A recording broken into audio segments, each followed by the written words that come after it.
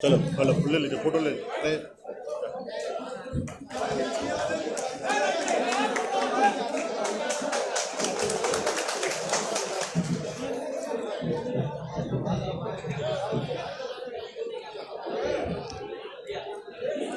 बहुत बहुत बहुत बहुत धन्यवाद तमाम हमारे इलेक्ट्रॉनिक मीडिया और प्रिंट मीडिया के सभी साथी और पोर्टल न्यूज़ के सभी साथी, तो आप सभी को स्वागत है। पार्टी के सभी पदाधिकारी यहाँ पर उपस्थित हैं। साथियों, आपने कल तो आपने देखा ही और विस्तार से मैं आप लोगों के बीच में बात को रखूँगा।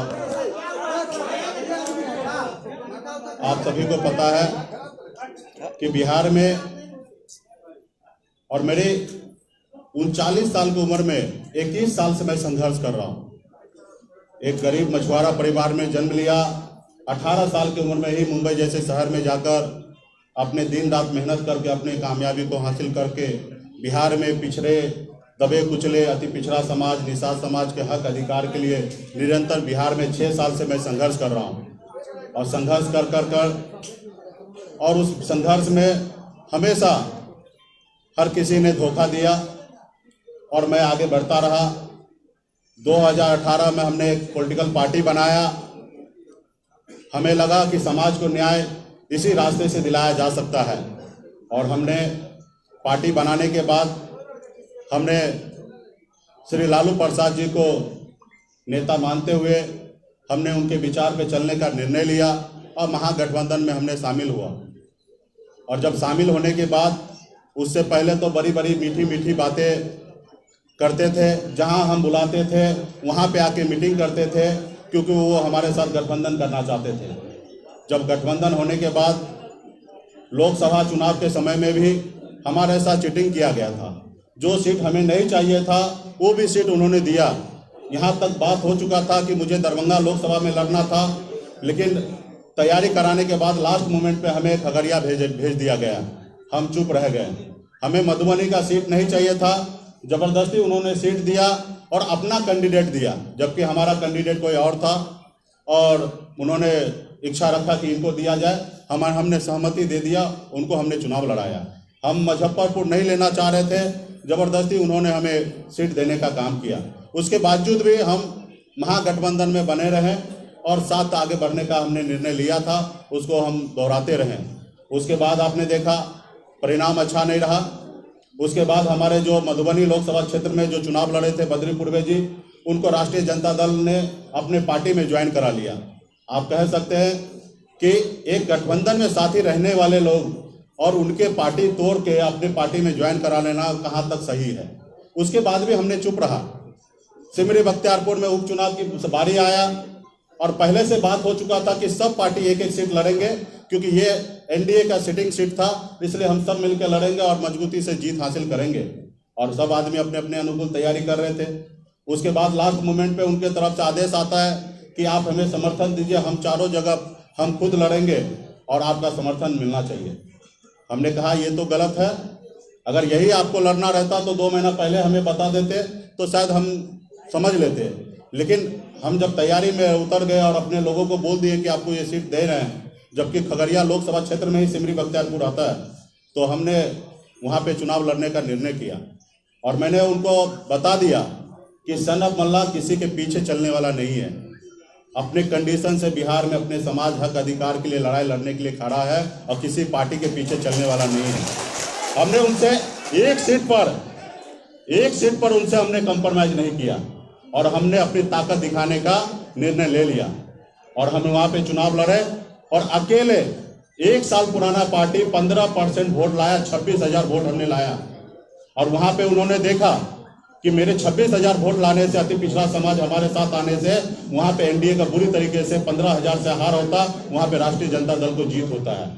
और वहीं से उन्होंने एक षड्यंत्र रचने का कोशिश किया कि इनके पास एक वोट बैंक है और ये इनके साथ है, और उन्होंने समय रहते हुए साथ आए, सारे चीज किए और उन्होंने निर्णय ले लिया था कि इनको समय आने पे हम इनको धोखा देंगे।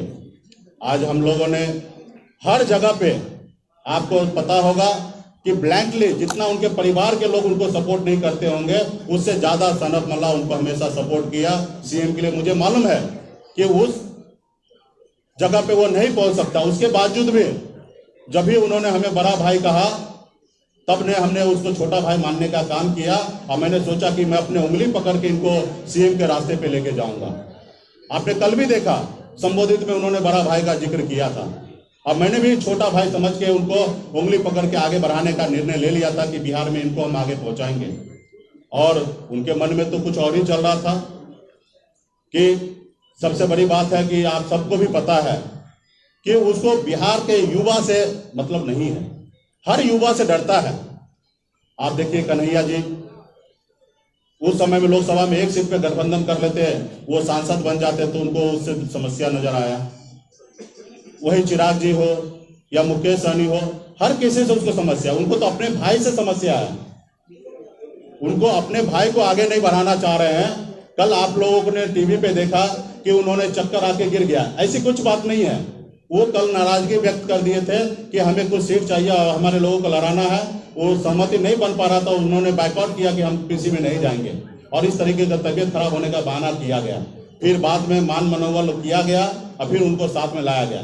सच्चाई ये था, क्योंकि मैं कल 12:30 बजे से 10 नंबर बंगले पे ही था और मैंने देखा, जब मैं गया था तभी मैंने देखा, हम तेज प्रताप जी से मिले।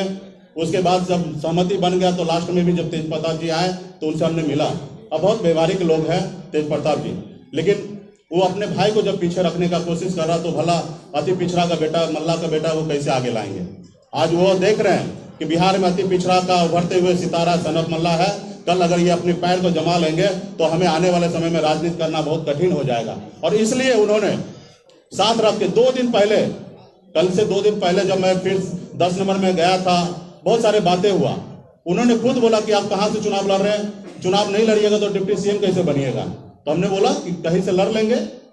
उसके बाद जब गिनती हो रहा था कि 65 सीट कांग्रेस को देना है, वाम दल को 27 सीट देना है, 3 सीट हम झारखंड मुक्ति मोर्चा को देना है, 25 सीट आपको देना है, फिर हमारे पास बचेगा कितना है। तो हमने कहा आधा सीट बच रहा है, 123 सीट बच रहा है, काफी है। पिछली बार तो आप 100 सीट में लड़े थे। जब ये सारे बातें 2 दिन पूर्व में ही उनके आवाज पे हो गया था, उसके बावजूद भी वो मुझे अंधेरे में रखने का कोशिश किया।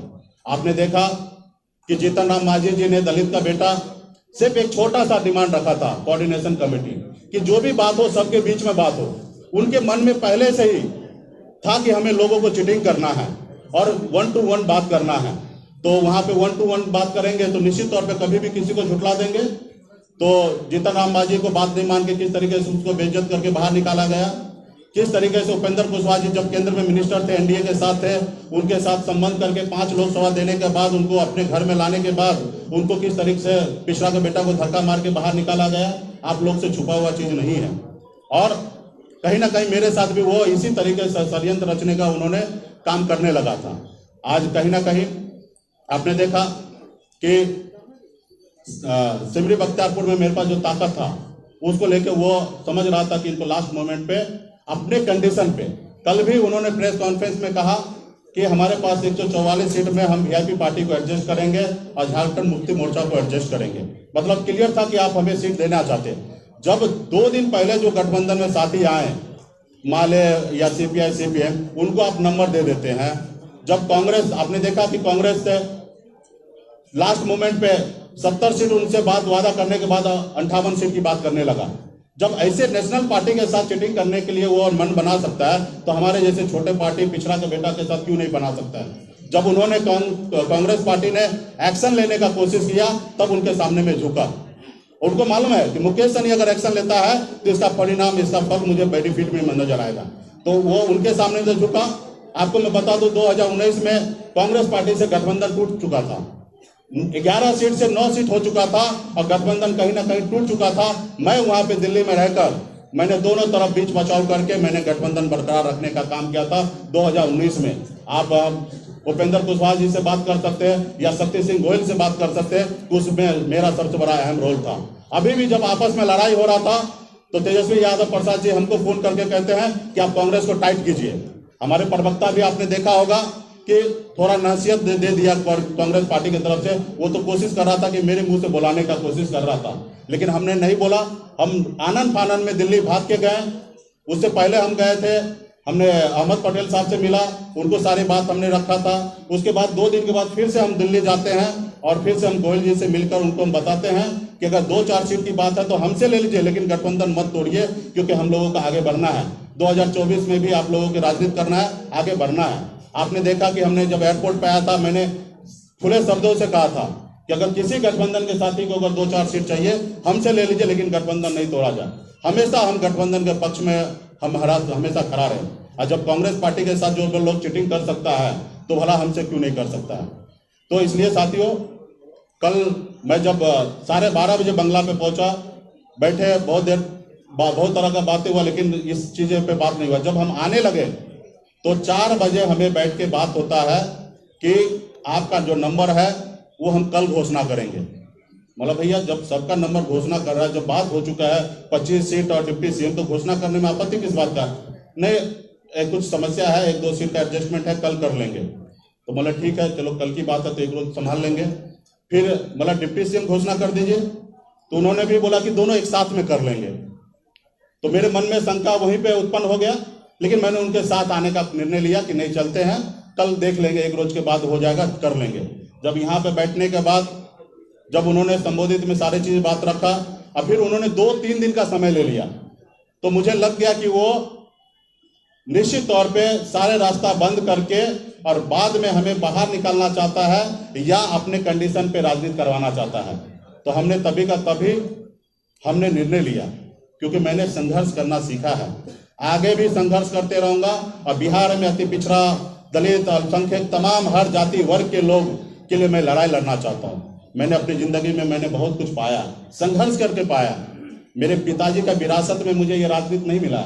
मैंने मेरे खानदान का पहला ऐसा व्यक्ति हूँ कि मैं राजनीति में आया हूँ, और मैंने जन के मैं आज बिहार में राजनीति कर रहा हूँ और समाज के लिए लड़ाई लड़ रहा हूँ, अपने स्वार्थ के लिए राजनीति नहीं करता हूँ। आप सबको अगर पता होगा कि 2015 से मैं बिहार के राजनीति में हमेशा किंग मेकर बन के मैंने लोगों के लिए काम किया। मैं जब चाहता अपने लिए राजनीति पावर और शक्ति हम प्राप्त करके आज मैं अलग जिंदगी जीता। मैं अगर मुझे अपने लिए जिंदगी जीना रहता तो मुंबई का ऐशो आराम जिंदगी छोड़कर मैं बिहार क्यों आता। मैंने अपने ऐशो आराम की जिंदगी छोड़कर बिहार आया क्योंकि मुझे तकलीफ है कि हमारे लोग जो है, खासकर पिछड़ा समाज के लोग, वो काफी तकलीफ में गुजर रहा है और बिहार में एक विजन वाला व्यक्ति चाहिए जो आगे बढ़ सके। आज हमने 1 रुपया से 100 रुपया कैसे बनाया जाता है वो मैंने मुंबई में सीखा है। बिहार में भी मैंने सोचा कि बिहार के लिए मैं तमाम युवा साथी के लिए, हर जाति धर्म के लिए मैं काम करूं, और कहीं ना कहीं साथी लोगों ने पीठ में खंजर भोंकने का काम कर रहा है। और आपने देखा कि कल किस तरीके से उन्होंने 3 दिन का समय लिया और फिर हमने वहां से ये करने का कोशिश किया, और अलग अलग तरह से बातें कर रहा है कि प्लानिंग अगर ऐसी रहता तो हम आपके साथ क्यों। भाई, तो आपको मुंह पे सेलो टैप तो नहीं चिपका दिया था नंबर बोलने से, आपने नंबर को छुपाया, आपने डिप्टी सीएम को छुपाया। जो 4 दिन पहले गठबंधन में आया, आप उनको 4 दे रहे हैं या 8 दे रहे हैं या 19 दे रहे हैं, आप उनके बारे में बात कर रहे हैं, लेकिन वीआईपी के लिए क्यों नहीं बात कर रहे हैं? आपको वो नंबर को डिक्लेयर करने में क्या समस्या था? कहीं ना कहीं आपके मन में शंका था कि हमें इनको लास्ट मोमेंट पे इनके साथ हमें चीटिंग करना है। तो जो व्यक्ति अपने परिवार को नहीं हो सकता है, वो बिहार का युवा को क्या हो सकता है? कल एक लाइन उन्होंने कहा कि मैं ठेठ बिहारी हूं, मैं जो कहता हूं वो करूंगा, और मेरा डीएनए भी बहुत साफ सुथरा है। अब बताइए, इसमें कहीं पे डीएनए झलक रहा है कि कितना साफ सुथरा है? दूसरे से डीएनए का हिसाब तो ले रहे हैं, लेकिन अपना क्या? जब आप अपने भाई को नहीं हो सकते तो दूसरे का क्या होंगे? आपका बड़ा भाई है जिसको ताज देना चाहिए, उसको 2-2 टिकट पे आप उनको मोहताज कर देते हैं। ये ऐसी राजनीति होता है?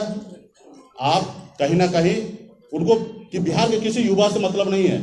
आज कहीं ना कहीं देखिए, आज मुझे पता चला कि कांग्रेस को 70 सीट नाम के साथ उन्होंने दे दिया, सीपीआई माले और सीपीएम को नाम के साथ उनको सीट दे दिया। मुझे नाम पे भी चर्चा नहीं हुआ। एक तो संख्या तो दूर की बात है, और खुद उनके जो सिटिंग सीट है उनको ग्रीन सिग्नल दे दिया गया। और आप तो देख ही रहे हैं डिस्को मान में किस तरीके से लेन देन चल रहा है, नीचे में गाड़ी में करोड़ों करोड़ रुपया पकड़ाया जा रहा है। आप सब तो देख रहे हैं किस तरीके से बिहार में खेल हो रहा है, सारे सीट पे लोगों को एडजस्टमेंट किया जा रहा है, हमसे बात भी नहीं। आज मुझे पता चला कि सबके लिस्ट जारी हो रहा है, हमारा तो नंबर पे बात होना था, उसके बाद लिस्ट पे जारी बात होना था। और लास्ट मोमेंट आ चुका है। पहला चरण का 8 तारीख तक नॉमिनेशन है। आज हम 4 तारीख तक बैठे हैं। अभी तक हमारे पास ये भी नहीं पता कि हम किस क्षेत्र में किसको लड़ाना चाहेंगे। मेरा पहले से मानना था कि हमें जितना भी सीट मिलेगा उसमें से 80% अति पिछड़ा को लड़ाना है और पार्टी के संगठन के लोग को लड़ाना है, ताकि हम आगे बढ़ सके। और अच्छी हमने बात भी रखा था 80% अति पिछड़ा को लड़ाना है। हमने ये भी कह दिया कि अगर आपके पार्टी में अगर कोई निषाद समाज के लोग हैं, उनको भी हम एडजस्टमेंट करने के लिए तैयार हैं।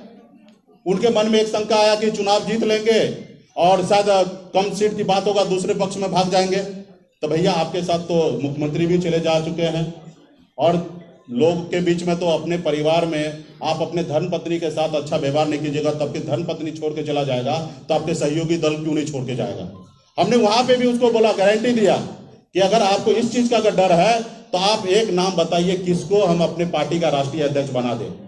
हमने शक्ति सिंह गोहिल जी को भी बताया, सिर्फ एक आदमी को नहीं बोला, उनको भी भरोसे में लिया कि अगर आपको लगता है कि कल मैं आपके साथ चीटिंग कर सकता हूं तो आप एक नाम बताइए। राहुल जी, जिनको भी नाम अगर मेरे को बोल देंगे उन राहुल जी पे मैं भरोसा करूंगा, अपने पार्टी का राष्ट्रीय अध्यक्ष उनको बना दूंगा। जब पार्टी का राष्ट्रीय अध्यक्ष वो होंगे तो निर्णय वो लेंगे, हम नहीं लेंगे।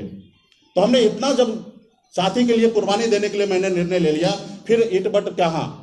तो आज कहीं ना कहीं बिहार में निषाद समाज के साथ धोखा किया गया, पीठ में खंजर भोंकने का काम किया गया, और कहीं ना कहीं जो समस्या उन्होंने खड़ा किया है, इसके लिए बिहार के तमाम अति पिछड़ा समाज, हर बुद्धिजीवी लोग, युवा साथी ये चीज समझेंगे और आने वाले समय में 2020 में उनको बताने का काम करेंगे कि बिहार के लोग उनके पीछे नहीं है।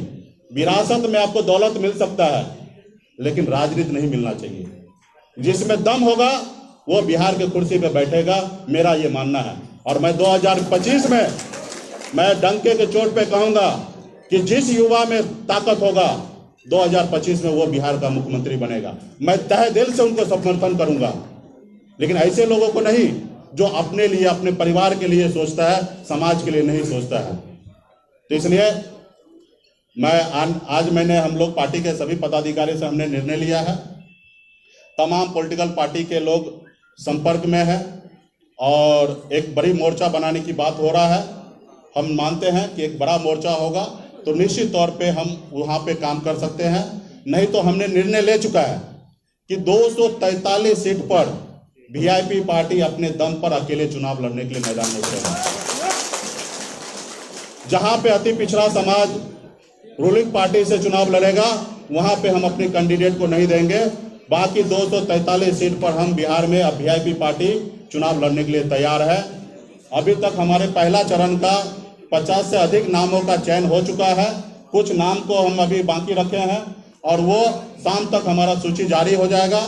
और गठबंधन में जो भी लोग हमसे बात कर रहे हैं और बेहतर बिहार के विकल्प देने के लिए बात कर रहे हैं, अगर ऐसी कुछ बात होगा तो हम समझौता कर सकते हैं, नहीं तो वरना कल सुबह में आपको पहला चरण का 71 विधानसभा के लिए प्रत्याशी कौन होंगे उनका नाम का सूची कल सुबह 11 बजे हम प्रेस कॉन्फ्रेंस के जरिए या मीडिया के द्वारा हम नाम को लॉन्च कर देंगे कल 11 बजे तक। इसमें कोई टाइम नहीं लगेगा, क्योंकि आपने देखा हम 1 घंटे में डिसीजन लिए। हमें ये नहीं बोला कि गठबंधन से आपको बाहर निकाल रहे हैं, ये नहीं कहा कि हम गठबंधन में सीट नहीं देना चाहते, लेकिन हमने सामने वाले का चालाकी देखा और हम 1 घंटे में 4:20 में हमसे बात होता है और 4:40 में हम 10 नंबर बंगला से निकलते हैं और शायद 5:00 पे हम डिसीजन ले लेते हैं कि गठबंधन में नहीं रहना है।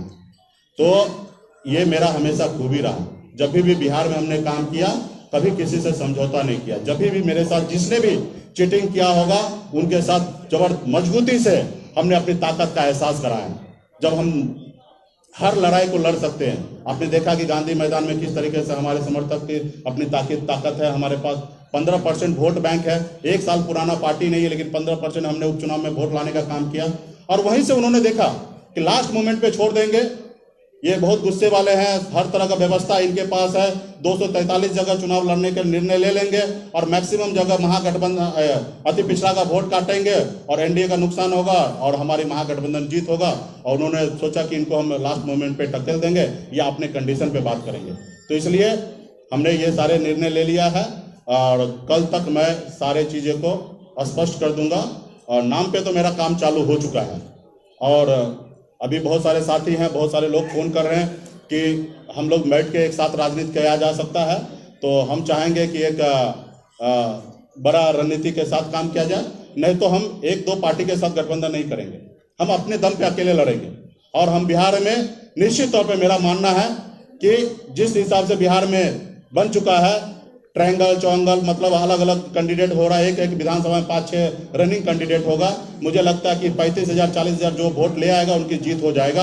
और 25,000 वोट मेरे पास हर विधानसभा में 25 से 30,000 है, और हम अच्छे कैंडिडेट को सिलेक्शन कर रहे हैं। जहां पे 10,000 5,000 उनके पास पर्सनल वोट होगा, निश्चित तौर पे मेरा मानना है कि हमारे बड़े संख्या में पूरे बिहार में कैंडिडेट जीत के आएंगे, और निश्चित तौर पे मेरे बगैर किसी का सरकार नहीं बनेंगे, ये हम लोगों का मानना है। और इसके लिए हम लोग आने वाले समय में काम करेंगे।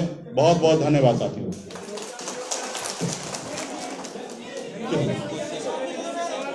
आराम से एक एक करके पूछिए, हम बताएंगे हर चार। हाँ, माइक दो।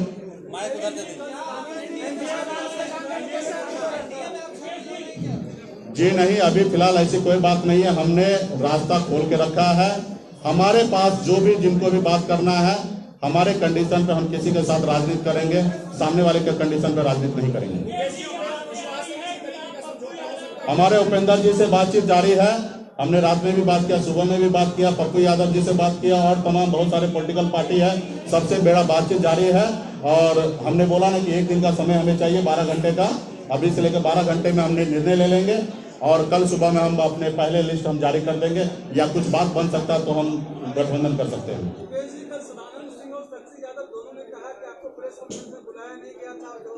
आप उनके संजय यादव का ट्वीट पे चले जाइए, और आपको दिख जाएगा कि वो बुलाएं कि नहीं बुलाएं, ये आपको दिख जाएगा कि किसको बुलाए थे।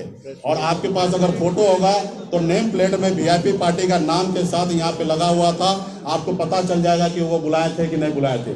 उसके बाद तेजस्वी प्रसाद यादव संबोधित में बड़े भाई मुकेश सहनी करके, और उन्होंने कहा कि हमारे पास जो सीट बचा है उसमें से वीआईपी पार्टी को हम 1-2 दिन में निर्णय लेंगे। तो ये आप सबके सामने की बात है। अभी जो लोग ने गलती किया तो स्वीकार करना चाहिए।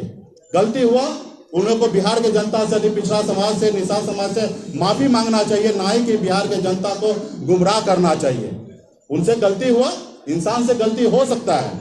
जो इंसान जो सोचे, इसका मतलब यही नहीं कि वो जो सोच रहा है वही सही हो सकता है, गलती हो जाता है, गलती हमसे भी होगा, तो उसका स्वीकार करना चाहिए।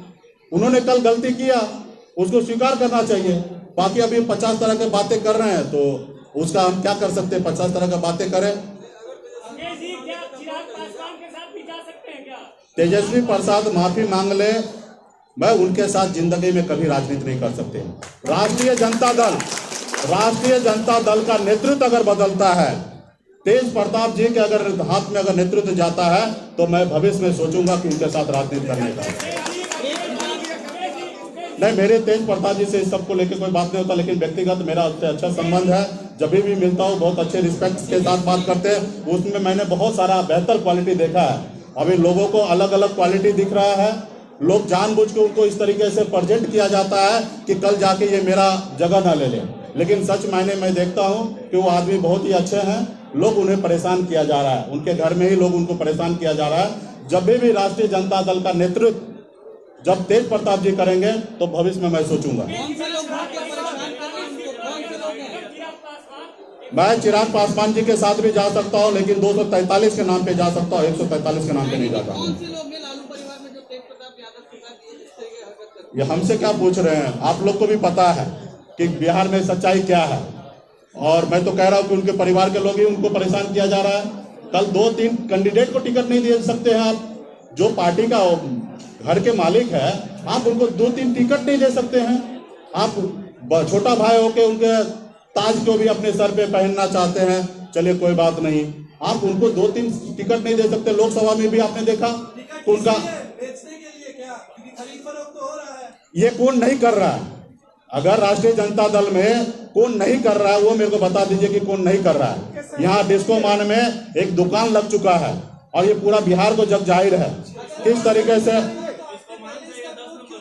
जी हाँ, अगर आपको इसकी जानकारी थी कि खरीद फरोख्त हो रहा है, देखिए हम अपनी पार्टी के बारे में बात कर सकते हैं, दूसरे पार्टी के बारे में आंतरिक मामले में हम नहीं जा सकते हैं। हमें बिहार में गठबंधन की राजनीति होता है, हम मानते हैं कि हम अपने दम पे बिहार में विकल्प नहीं दे सकते हैं, तो इसलिए हम लोग समझौता करते हैं कि कुछ जगह आप लड़िए, हम आपको मदद करते हैं, कुछ जगह हम लड़ते हैं, हमें आप मदद कीजिए। उनके पार्टी में क्या चल रहा है इससे मेरा कोई लेना देना नहीं रहता है। लेकिन आपके पास जब भी एलिगेशन लग जाए, इस तरीके से बात आ जाए, तो आप लोग सवाल कभी भी उठा सकते हैं। अभी तो हमने कहा ना कि हम 3 लोकसभा लड़े थे, जहां पे एक जगह मैं खुद लड़ा था, एक जगह हमारे राजभूषण जी लड़े थे, और तीसरे जगह जहां कैंडिडेट था वो मेरा कैंडिडेट नहीं था, वो राष्ट्रीय जनता दल का था। तो अभी तो हमने चुनाव मैदान में उतरा ही नहीं है। जब भी उतरेंगे और आप लोगों के बीच में ऐसी कोई बात होगा तो हमसे सवाल आके कीजिएगा।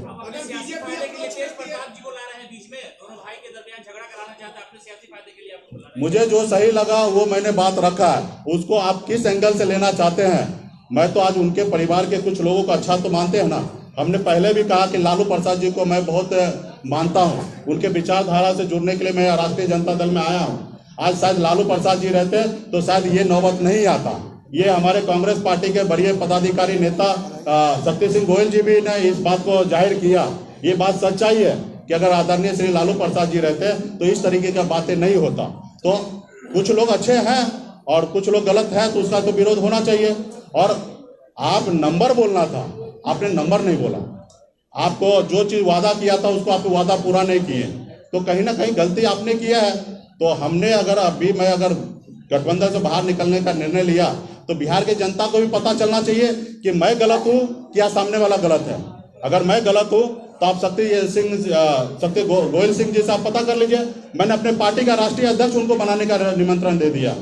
अब कोई ऐसा कर सकता कि बिहार की राजनीति में अपने पार्टी का राष्ट्रीय अध्यक्ष किसी अन्य पार्टी के लोगों को बोलेगा बन जाइए। हम इतना त्याग किए, हम 2 दिन पहले दिल्ली जाके उनको मनाए। कोई गठबंधन में ऐसा हो सकता है कि अपने साथी को अपने गठबंधन में जोड़ ले, कोई गठबंधन में किसी साथी को बोल के दूसरे गठबंधन के साथी को, पार्टी के लोगों को गाली दिलवाएं, उनको टाइट करने के लिए उनको अनाप शनाप बुलवाएं। ये सब चीजें गलत था और मैंने हर जगह पे सही करने का निर्णय लिया था कि सही करते हैं और आगे बढ़ते हैं। और हम सही करते करते आगे बढ़ने का कोशिश कर रहे थे, लेकिन एक समय हो जाता है, वहां पे आपको निर्णय लेना पड़ता है। बहुत बहुत धन्यवाद। बहुत